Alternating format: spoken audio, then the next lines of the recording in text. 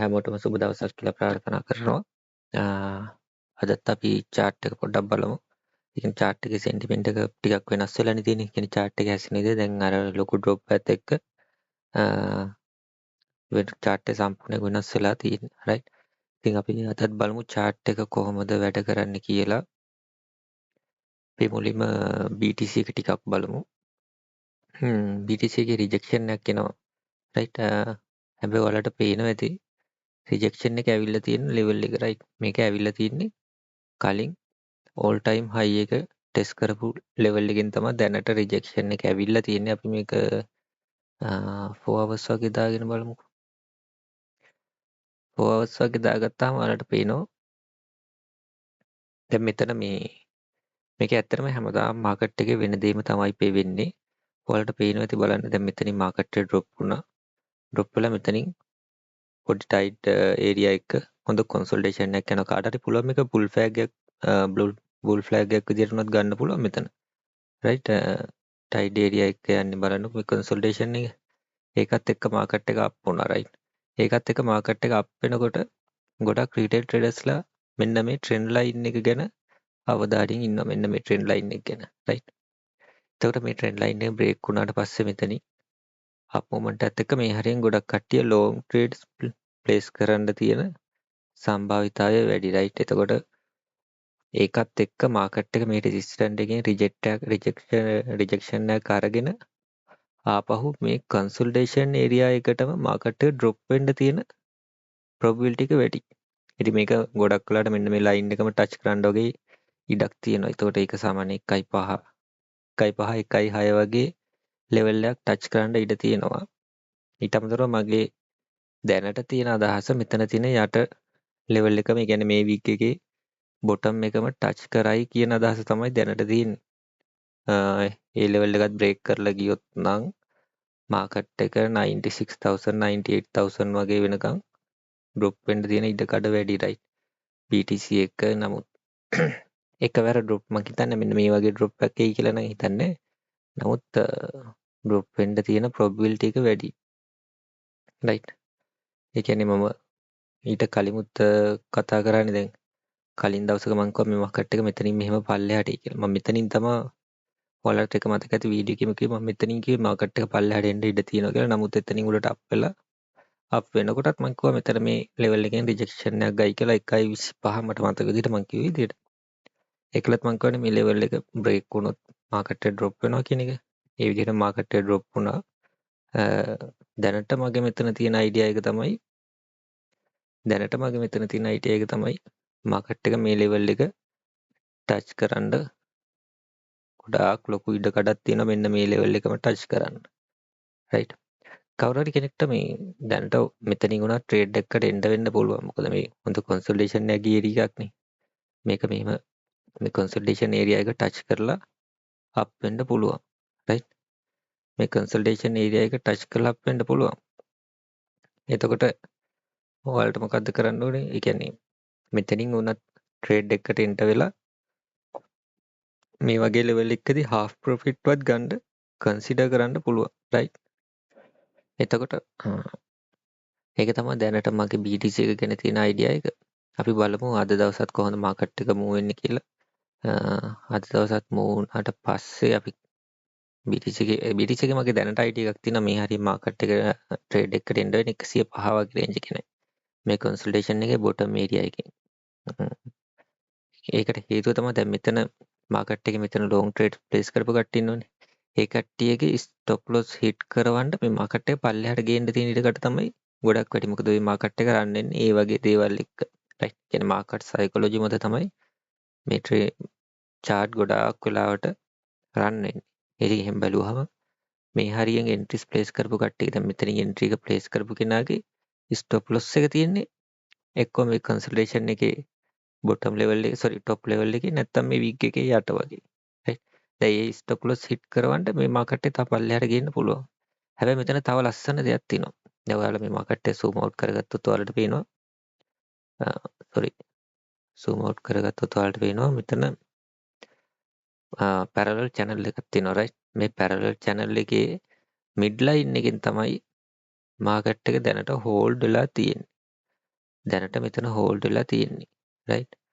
ඒකත් එක්ක මෙතනින් මාකට් එක බවුන්ස් වෙන්නත් බෑ කියන්නේ. මෙතනින් මාකට් එක මේ බවුන්ස් වෙන්න පුළුවන්. රයිට්. හැබැයි මේක මෙතනින් මෙහෙම එකවර ලොකු එක බල්කි කැන්ඩල් එකකින් අප් වෙනවා කියන එක කියන්න බෑ නමුත්. මෙන්න මේ විදිහට කොන්සෝලිඩේෂන් එකක් එක්ක ආපහු මෙතනින් පොඩ්ඩක් ඩ්‍රොප් වෙලා ආයෙ මේක බ්‍රේක් කරගෙන උඩට යන්න පුළුවන්. රයිට්. එහෙම තමයි දැනට මේකේ මට පේන විදිහට මාකට් එක තියෙන්නේ. හරි අපි ඉතීරියම් එක ටිකක් බලමු.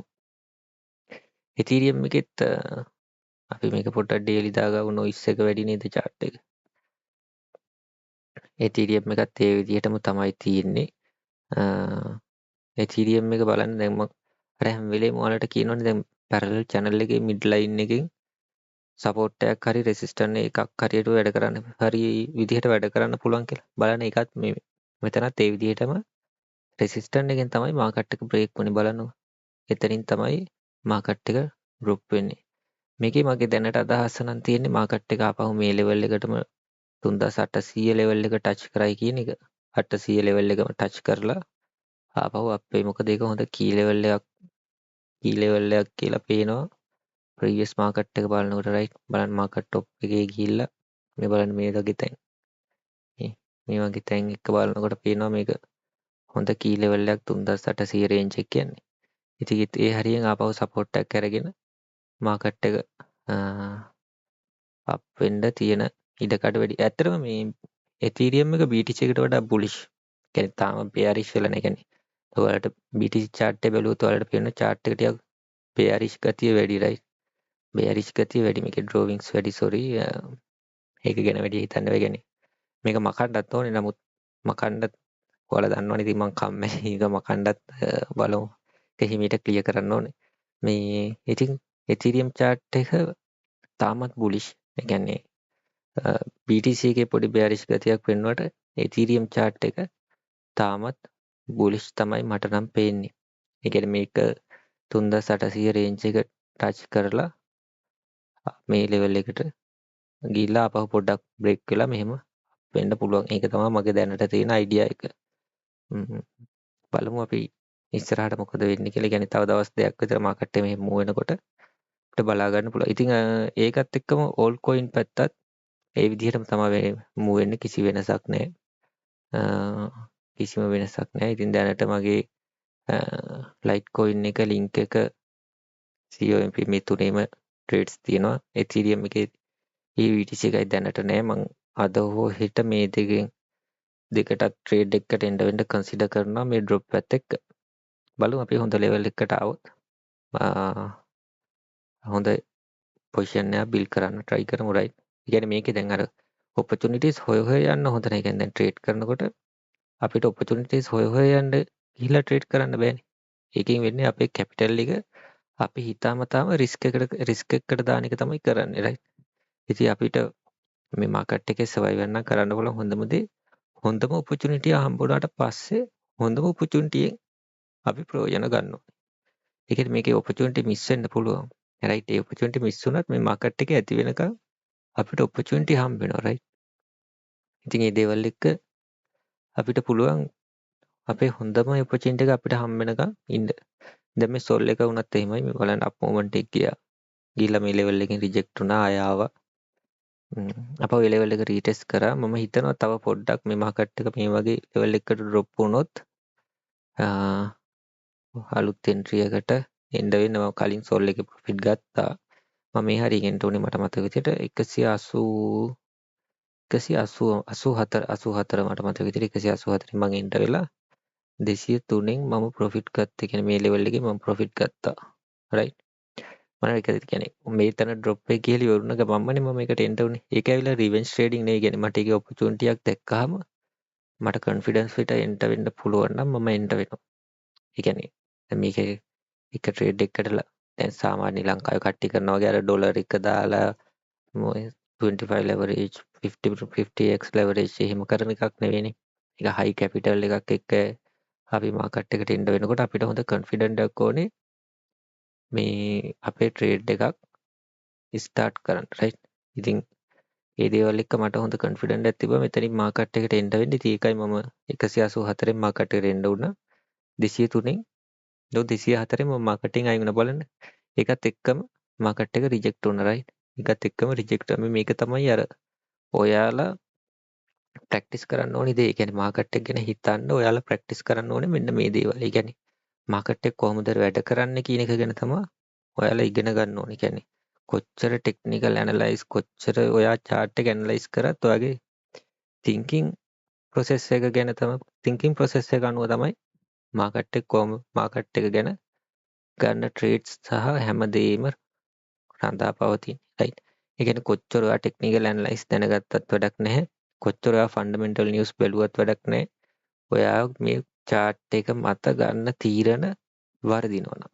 ඒ කියන්නේ මම කියන්නේ මම ගන්න තීරණ 100%ක් හරියනවා කියලා. දැන් බලන්නකෝ දැන් මම ඔයාලට උදාහරණයක් පෙන්නන්නම්. මම BTC එකේ මම කිව්වනේ chart එක මෙතනින් drop වෙයි කියලා. නමුත් එතනින් drop වුණේ නැහනේ. chart එක මෙතෙන්දම up වෙලා තමයි drop වුනේ. දැන් ඒවා වරදින්න පුළුවන්. රයිට්. ඉතින් මම මෙතනින් මම කිව්වා chart එක තව පල්ලෙහාට ගිහිල්ලා උඩට එන්න පුළුවන් කියලා. නමුත් මාකට් එක එතනින්ම up movement එක ගත්තා. රයිට්. ඉතින් මේ දේවල් කියන්නේ වරදින්න පුළුවන්. නමුත්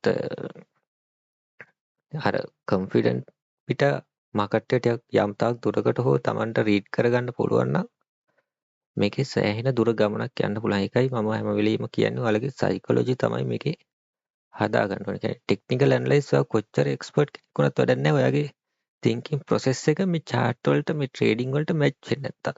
right? ඒවා match වෙන්න ඕනේ ඔයාගේ thinking process එකත් එක්ක මිසක් ඔයාගේ අනිත් දේවල් එක්ක නෙවෙයි. කියන්නේ ඔයාලට කොච්චර capital එක තිබුණත් වැඩක් නැහැ. ඔයාලට thinking process එක හරි නැත්තම්. right? ඉතින් කතාවෙන් පිට ගොඩක් ගියා. වෙලාවත් ගියා. එකකින් වීඩියෝ එකක් දික් වෙනවා. sorry. ඉතින් මේ වැදගත් දේවල් කියන්නේ මම chart එක ගැන බලාගෙන යනකොට මට මතක් වෙන දේවල් නේ කියන්නේ. right? ඒකෙන් ඔයාලට අවශ්‍ය දේවල් finger tips ඔයාලා ගන්න. right? හරි දැනට ওই විදිහට තමයි තියෙන්නේ. කලබල වෙලා trades වලට එන්න වෙන්න එපා. key level වලට එනවා. right? හොඳ support level වලට ආවට පස්සේ entries වලට consider කරන්න. BTC එක තව පොඩ්ඩක් drop වෙන්න පුළුවන්. ඉතින් ඒවා බලලා consider කරන්න.